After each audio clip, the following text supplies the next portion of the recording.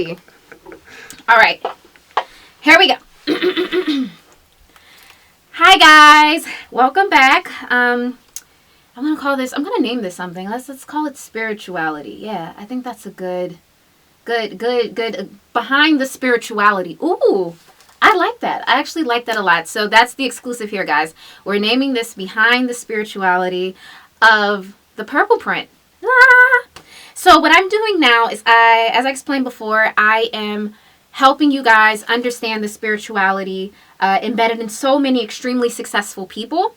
I want you guys to have an understanding of everything. Now, one thing that I'm into is tarot cards. I recently, and shout out to Nicole because she was the one who first applied that wisdom into my being in this lifetime. So what tarot cards do for me is they help when you have a question. They just help you. They help you get a better understanding. So, I don't want to say I like angel cards better because it's direct communication from your angels. So you can use either one. So I actually pulled one for you guys today, and it is the Pegasus. Pegasus. I love it. And what Pegasus symbolizes, it symbolizes possibility. Raise your abundance. Elevate your spirit. You have unlimited potential.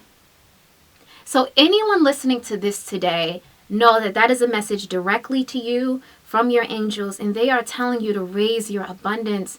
You are worthy. And speaking of worthy, today, the behind the spirituality is all about how do you find your happiness in your calling. Let's start with raising your abundance. Now, when you have to find your happiness, one thing I've realized this year is happiness is an extremely strong currency. It is actually next to love and time. It is the third highest currency in this realm, in this reality. When you find your happiness, let's start there. Protect it at all costs. Protect it because it's so rare. Now, just to backtrack a bit, when you're finding your happiness, how do you do it? How do you find your happiness, Madison? You always happy, you always bubbly, you're always doing wild, crazy stuff from the top of your head because you're always happy. But how do you find it? So when you find your happiness, one, you have to be your organic self. And I've spoken about this so many times in the past in my old projects, but I really mean that. I mean, find your organic self. How do you find your organic self? I like looking at human beings like snowflakes. You know how all snowflakes come from the sky?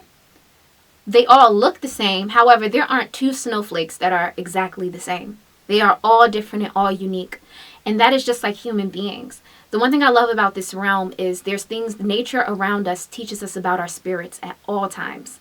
Like if you look at snowflakes, it's just like us. We all have uniqueness within us. If we are in this realm, if we are in this reality, the one thing I realize is we are here to do something of purpose. And it starts with, what do you love? What do you love and what do you understand as purpose? And what I mean by that is it's embedded in us from childhood. One of really good terms that I love from West Africa is Sankofu. I actually have the bird on my back. Wait, that's actually really funny. I have a bird on my back, but it's true. And with Sankofu, it means in order to know where you're going, you have to know where you come from. So you have to be your organic self in order to do that. Do what feels natural to you. And I mean, be honest. If you like to sit on the couch and eat potato chips watching games, there's actually currency in that. There are people who get paid to game. There are people who get paid to be creatives, So start looking into, you like technical stuff. What do you like naturally? Like me, when I was a kid, I always thought something was wrong with the fact that I loved books. I loved books, and I've always been very, very spiritual. And that's why my projects are just spirituality based, because that is who I am organically. And that is the first step of finding your happiness, because you find the currency in who you are organically. You cannot be and happiness is an inside job, guys. I want to make sure I put that out there. There are a lot of people who pretend or put on a facade of happiness, but real happiness, you can look one way on the outside, but it's inside job. To be really, really happy, you have to work on the inside. So be honest with what you love naturally. Start to do that and start to look into fields that evolve around that, because it is you. Now, I've already talked about protecting your peace in the beginning. Now, once you find your organic self and you've healed, it also takes a lot of, and we'll talk about this in another episode. But in order to find your peace, you have to tap into past lives.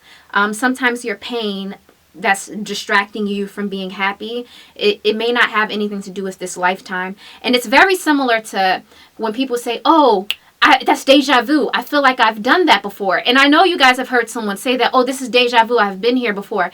It's because you have. Most of us, some of us have been here longer than others. And I love Janae Aiko because she mentions this in her song New Balance, where she says, some of us have been through it all before. Some of us do still come back for more. And it's the truth. So when we come into this reality, every time that we come in a divine purpose. And the foundation of the purpose that every single last being on this planet is supposed to find is genuine happiness. So find your organic self. It's inside of you. You can connect the dots looking back, not forward. That's Sankofu. And my last one, oh my goodness, this is my favorite. Travel. I'm in London right now. I am in London right now. However, and I still can't believe it. I think that's why I'm screaming it. But however, you have to travel in order to find your happiness. The one thing that I've realized is life is not meant to be lived in one place. When you travel, you absorb the energy in different time zones of the world. You absorb the culture. You absorb a part of your spirit. Life is not meant to be lived in one place. And I know you guys are saying, well, Madison, it's expensive to travel. Well, guess what? By you even thinking that, you just limited your traveling. It all starts with our minds. We control this reality by our thoughts and what we believe. You are limiting yourself by thinking that it's too... Now, I'm going to give you guys an app. It's called Hopper. Look the app up. I literally got this trip to London for $200 round trip on Hopper. And if you have a tribe, your people... Barner services, like my sisters and my brothers over here, they come to stay with me when they're in New York, and I stay with them when I'm over here. Get it done. You can travel. You can travel for any time. By the grace of God, any time that I've ever traveled, I have always, I've always either done it for pennies or for free. And, I come from a background of being homeless, from sleeping in cars, eating at soup kitchens, to traveling the world. So these aren't, as I always say, these aren't things that are like an illusion, like it can't happen. But once you change your mindset, you can change your reality and you can travel. And to find your inner peace, you have to travel because, again, life is not meant to be lived in one place. So let go of that fear. Fear is another roadblock on your journey to happiness. And that's what this episode was all about. It's all about finding your organic happiness. So be yourself because it is you. Protect your peace when you do find it. If anyone or anything comes in between you and your peace, they got to go. They got to go. And you have to travel. So that would be my tips for this segment. Until next time, guys. Love and light. How long was that?